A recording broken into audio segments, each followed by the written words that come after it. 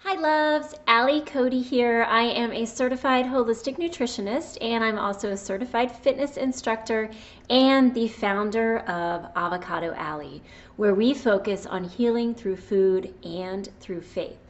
Today, we are going to talk about why most resolutions fail. Have you set your resolutions yet? All right, listen to this. If you already have and you're starting to flounder, or if you're setting the same resolution each year, then you're going to want to listen to this. But first, if you're loving this channel, then don't forget, subscribe below and ring the bell so you're notified every Friday when a new video drops in. The number one mistake that we make when we do a resolution is that we focus on restrictions.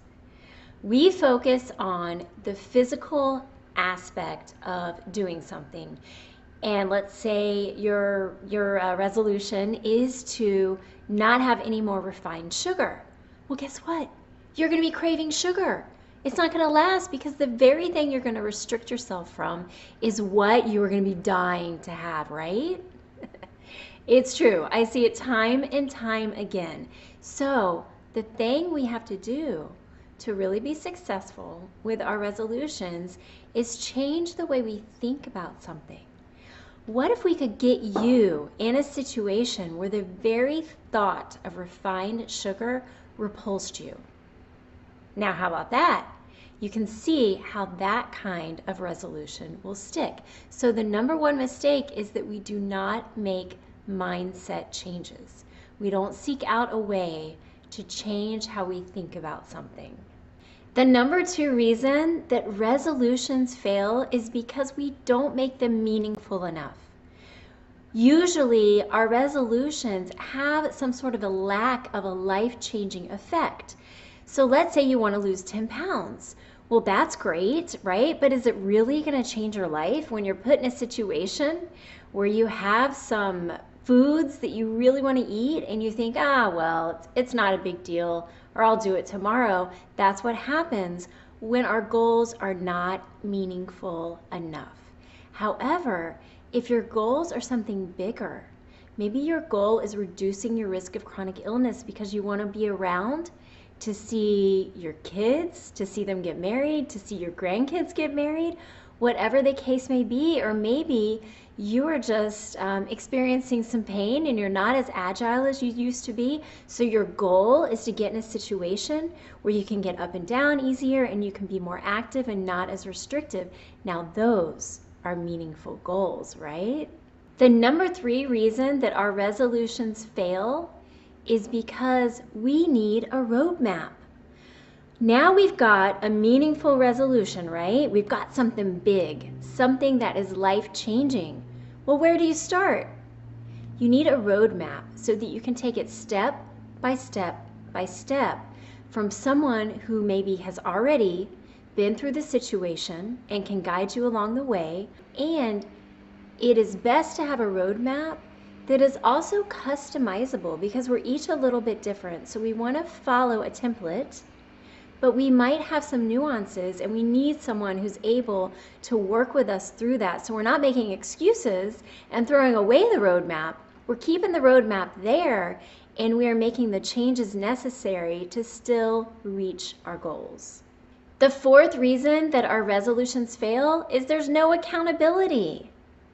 I don't have to go into detail about that. We all know that accountability is key, whether it's a spouse, a friend, a coach, or a social group.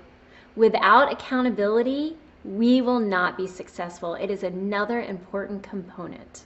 However, it needs to be someone who really understands what you're trying to accomplish, someone who believes in the roadmap and who truly understands these life-changing goals and your plan to reach them. It's also helpful if the person who is your accountability partner is either going through the same situation or has already been through the situation and can support you every step along the way. And that brings me to support. That is the fifth reason our resolutions don't work out, is we don't have the right support. It's hard to get on track with your eating if your spouse is sitting on the couch pigging out on chips or cookies, right? So sometimes a spouse or a friend can actually be a detriment to our goals. And we want to make sure that we put ourselves in a situation where we have someone that can truly give us the support that we need. And when we fail, because we will, we need someone who will give us the right inspiration and a little bit of tough love to get us back in the groove again. I advise you to follow these guidelines and find someone to help you, get you a roadmap, and get you a plan that's customized for you, no matter what it is. Obviously, I focus on nutrition and wellness and weight as well, but find someone who's an expert in your area. For example, this time last year, I decided I needed a business coach because my resolution was to really launch my nutrition business. I had been doing a lot of things on a very small level locally. And I said, you know what? I need to find someone who knows what they're doing, who has a template, who has a roadmap that I can follow. And I invested in that, and I'm so glad because now I'm able to reach so many people and have a real impact on people's lives.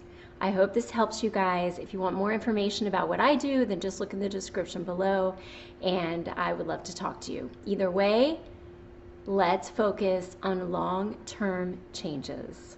Let's reverse those reasons that we fail and talk about the 5 ways we can succeed. Number 1, change our mindset. Number 2, find meaningful goals.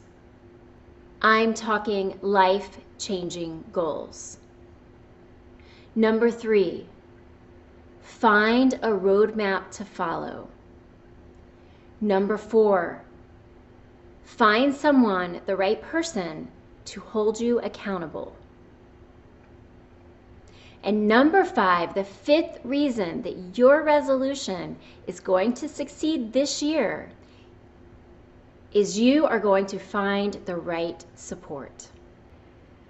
And stay tuned for next week when we are going to talk about grains. Should you eat them? Should you not eat them? We will explore together.